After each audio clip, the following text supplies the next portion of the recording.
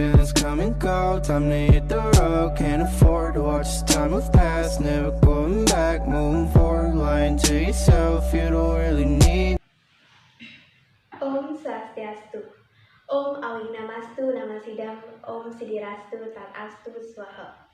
Semoga pikiran yang baik datang dari segala penjuru. Puji syukur saya haturkan kehadapan Ida Sang Yang Widiwasa atas asung kertewara nugrahnya saya, dan semoga kita semua diberi kesehatan serta umur panjang. Perkenalkan, nama saya Niluh Rosdianti, NIM 21010020101093, Prodi Pendidikan Agama Hindu semester 1, dari kampus Tah Batara Guru Kendari. Adapun tujuan saya membuat video ini adalah untuk memenuhi perbaikan tugas final mata kuliah Bahasa Indonesia yang diampu oleh Ibu Gusti Ayu Kadek Arni Swedawati SPD MPD. Adapun materi yang saya akan bahas adalah mengenai kalimat efektif. Yang di sini saya akan membahas kesalahan penulisan dan pembenahannya berdasarkan unsur kaidah kebahasaan pada surat kabar atau koran. Surat kabar yang saya gunakan di sini adalah Surat Kabar Kendari Pos yang diterbitkan tanggal 30 Agustus 2021. Sebelum membahas lebih lanjut mengenai kesalahan penulisan dan pembenahannya, saya akan memaparkan materi tentang kalimat efektif. Kalimat efektif adalah kalimat yang disusun berdasarkan kaidah, ejaan, dan tanda baca sehingga mudah dipahami. Adapun beberapa unsur yang harus dipenuhi antara lain kesepadanan struktur, artinya keseimbangan antara gagasan dan struktur yang digunakan. Adapun poin-poin yang harus dipenuhi antara lain tidak ada pengulangan subjek, memiliki subjek dan predikat yang jelas, dan predikat kalimat tidak didahului kata yang. Keparalelan bentuk, artinya, jika bentuk pertama menggunakan kata kerja, maka bentuk selanjutnya juga menggunakan kata kerja. Jika bentuk pertama menggunakan kata benda, maka bentuk selanjutnya menggunakan kata benda. Kehematan kata, artinya, tidak menggunakan kata, frasa, atau bentuk lain yang tidak perlu. Adapun poin-poin yang harus dipenuhi antara lain, hindari kesinoniman dalam satu kalimat, hilangkan pengulangan subjek, dan perhatikan kata jamak. Kecermatan penalaran, artinya memperhatikan penggunaan kata-kata supaya tidak menimbulkan makna ganda. Kelogisan bahasa, artinya ide dalam kalimat efektif harus dapat diterima oleh akal dan penulisannya harus sesuai dengan ejaan yang berlaku.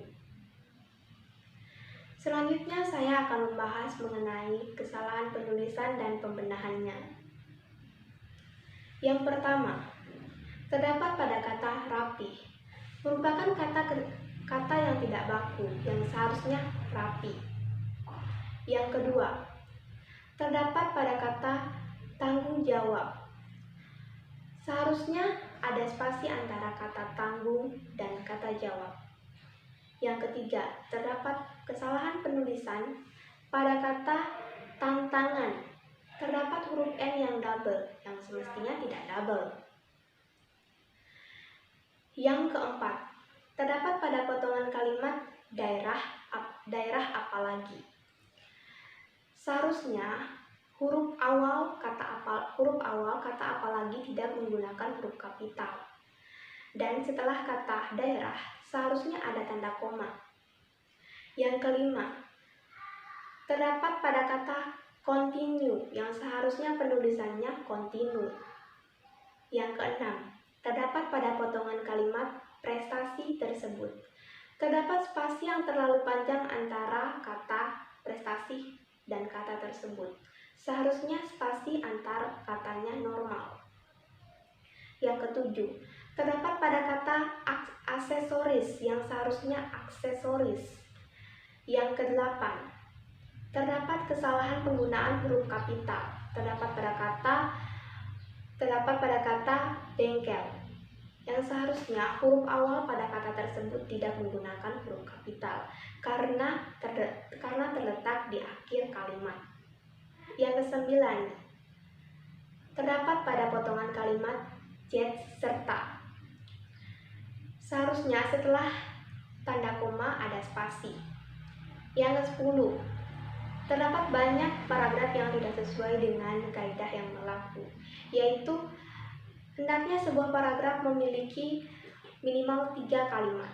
Contohnya ini, dan ini. Demikianlah uraian kalimat efektif beserta contoh kesalahan penulisan dan pembenahannya berdasarkan unsur kaidah kebahasaan pada surat kabar. Jika ada kesalahan atau kekurangan dari apa yang saya paparkan, saya mohon maaf. Akhir kata saya ucapkan Paramasanti. Om Santi Santi Santi Om.